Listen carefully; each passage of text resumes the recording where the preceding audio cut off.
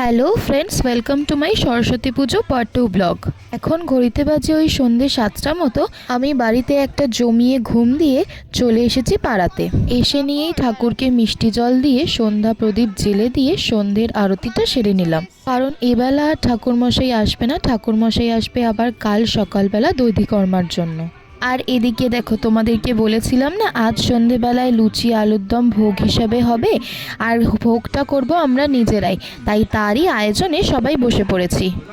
আমরা একটা গ্যাসের ওভেন, তার সাথে যে বাসনগুলো মোটামুটি লাগবে, যেরকম গামলা, একটা জগ, ছান্তা, খুন্তি, এগুলো আমরা ভাড়া করে নিয়েছিলাম। আর আগে আমরা স্টোভে একটা বড় হাঁড়ি জল বসিয়ে দিয়েছি।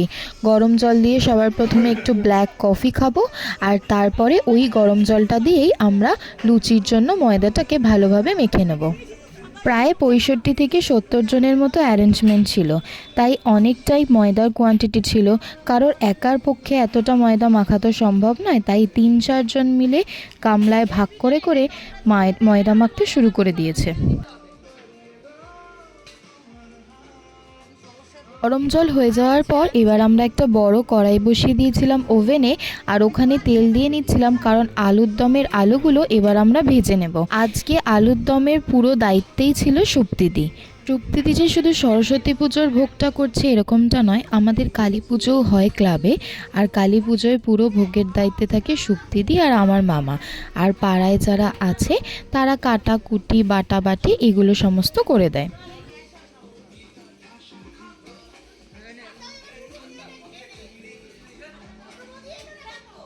আর এইদিকে দেখো, আমরা ব্ল্যাক কফির অ্যারেঞ্জমেন্ট করে নিয়েছিলাম। ব্ল্যাক কফির অ্যারেঞ্জমেন্ট করা হয়েছিল কারণ এতে ঝামেলাও কম হবে আর জিনিসটা তাড়াতাড়িও হবে, তাই জন্য। এই সব কাজগুলো করতে করতেই দেখো জেম্মারাও বেরিয়ে পড়েছে। এখন পাড়া পুরো গমগম করছে, পুরো লেডিস ফোরাম দখল করে নিয়েছে। এবার আমরা করব চুটিয়ে এনজয়। বক্সে চালিয়ে দিয়েছিলাম দারুণ দারুণ গান, আর তারপর আমরা একে অপরের সাথে কাঁধে কাঁধ মিলিয়ে দারুণ চরম তরজোড় করে নিচ্ছিলাম রাতের খাবারের জন্য। আর শুধু এইটুকুই নয়, চলছিল চরম পরিমাণে আড্ডা।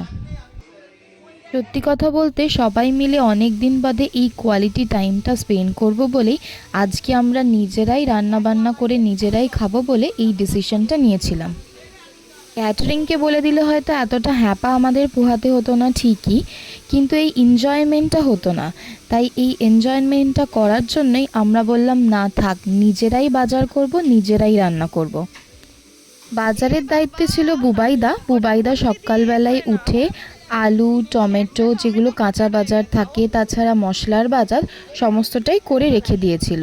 আর তারপর তো পুজোর পর তোমাদেরকে দেখালামই, মায়েরা আলু ছাড়িয়ে কড়াইশুঁটি ছাড়িয়ে আলুগুলোকে অর্ধেকটা করে কেটে বেটে বুটে সব রেখে গেছিলো। এখন শুধু কড়াইতে নেড়ে নিলেই হবে। ছোটোবেলায় আমাদের সরস্বতী পুজোর সন্ধ্যাটা কাটতো অন্যরকমভাবে। আমি যে কোচিনে ইংলিশ পড়তাম সেই কোচিনে হতো অনেক বড় করে প্রোগ্রাম, আর আমি যেহেতু নাচতে ভালোবাসি তাই জন্য সেই প্রোগ্রামে পার্টিসিপেটও করতাম। তারপর পার্টিসিপেট করা বন্ধ করে 2-4 বছর প্রোগ্রামটাকে নিচে দাঁড়িয়েই এনজয় করেছি। আর এখন সেসব প্রোগ্রাম হয়ও না, আর আমারও অ্যাটেন্ড করা হয় না। তোমরা এই ফ্রেমে যাদেরকে দেখছো তারা সবাই আমার পাড়ার, আর আমার পাড়া মানে হলো আমার খুবই কাছের ফ্যামিলি। আর আমার এই ফ্যামিলিটা এতই ফ্রেন্ডলি হয়ে গেছে যে এদেরকে ছেড়ে বেরিয়ে আমি আর অন্য কোথাও যেতে পারি না। আমি ভীষণই লাকি ফিল করি এরকম একটা পাড়াতে বড় হতে পেরে। আমার পাড়াতে যেমনি সরস্বতী পুজো হয়, তেমনি কালী পুজো হয়, তেমনি নানান রকমের সাংস্কৃতিক অনুষ্ঠান, যেমনি 26শে জানুয়ারি 15ই আগস্ট হয়, ঠিক তেমনভাবেই আবার বিবেকানন্দর জন্মদিন পালন করা হয়। কিছুদিন বাদেই আবার হবে আমাদের এখানে বসে আঁকো প্রতিযোগিতা। আর এছাড়া কিছুদিন আগে এখানে হয়েছিল একটা ক্রিকেটের টুর্নামেন্ট। আর সব মিলিয়ে এক কথায় আমাদের পাড়া সবসময় ভীষণ জমজমাট হয়ে থাকে। আসলে প্রত্যেকটা মানুষই তার এই কর্মব্যস্ততাপূর্ণ জীবনে কোথাও না কোথাও গিয়ে একাকিত্ব বা ফ্রাস্ট্রেশনের মধ্যে দিয়ে আমরা ভুগি। চেষ্টা করি কিছু কিছু স্পেশাল দিনে নিজেদের সমস্ত কিছুকে ভুলে গিয়ে এক হয়ে একটা দারুণ জমজমাটি আড্ডা বা মজা করতে। আর এই এনজয়মেন্টগুলোই আমাদের জীবনের মেন রসদ হয়ে দাঁড়ায়, নেক্সট দিনকে অফিসে যাওয়ার মোটিভেশন হয়ে দাঁড়ায়। কারণ আমরা জানি আবার এক সপ্তাহ অফিসে কঠোর পরিশ্রম করার পর আমরা উইকেন্ডে সবাই মিলে ঠিক মজা করব।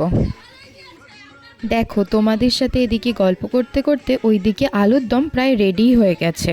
দেখে তো মনে হচ্ছিল আলুর দমটা খুবই সুন্দর হয়েছে। ঘড়িতে এখন বাজে রাত্রি 9টা মতো, আর যত রাত হচ্ছে তত আস্তে আস্তে আমাদের ক্লাবের মেম্বারদের সংখ্যা বাড়ছে। সবার বাড়িতেই টুকিটাকি সরস্বতী পুজো হয়, তাই সবার বাড়িতে সরস্বতী পুজো তাছাড়া গোটা সেদ্ধ সব রিচুয়ালস কমপ্লিট করে আস্তে আস্তে ওই রাতই হয়ে যায়। যেহেতু 9টা সাড়ে 9টা বাজতে যায়, কিছুজন আবার অনেক দূরে ওই বেহালার দিকে যাবে, তাই জন্য সবাই বসে পড়েছিল লুচির লেচিগুলো কেটে নিয়ে ভাজতে শুরু করতে। আর এই যে আমাদের একজন ক্ষুদে সদস্য, ও কিন্তু চুপ করে হাত গুটিয়ে বসে নেই, ও কিন্তু লেচিগুলো করতে সাহায্য করছিল আমাদেরকে। আসলে বললাম না, আমরা এভাবেই বড় হয়েছি। আমাদের কাছে পুজোর জোগাড়, লুচি বেলা, লুচি করা এগুলো অনেক ইজি মনে হয়, বিকজ আমরা ছোটোবেলা থেকেই সবাই মিলে এরকমভাবেই বড় হয়েছি। এদিকে দেখো আমার ছোট দিদা আর শ্রাবণী কাকিমা বসে পড়েছে লুচিগুলো বেলে নিতে, আর কি সুন্দর দেখো গোল গোল লুচি বেলছে। আর এইদিকে কিন্তু কারোর মুখ বন্ধ নেই, সবাই কিন্তু আড্ডায় পুরো মেতে উঠেছে। আর এদিকে লুচি ভাজার ডিপার্টমেন্টে ছিল আমার মাইয়া, অনুমাইমা আর ভাস্বতীদি। আর বললাম না জয়দা আর সুরেলাদি সেই অনেক দূর যাবে বেহালার দিকে, তাই ওরা সবার আগে খেতে বসে গেছিল।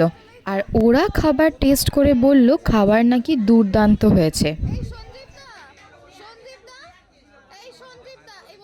এবার এক এক করে বাকিদেরকেও খেয়ে নিতে বলবো, কারণ গরম গরম লুচি ভাজা হচ্ছে, নাহলে ঠান্ডা হয়ে গেলে আর ভালো লাগবে না।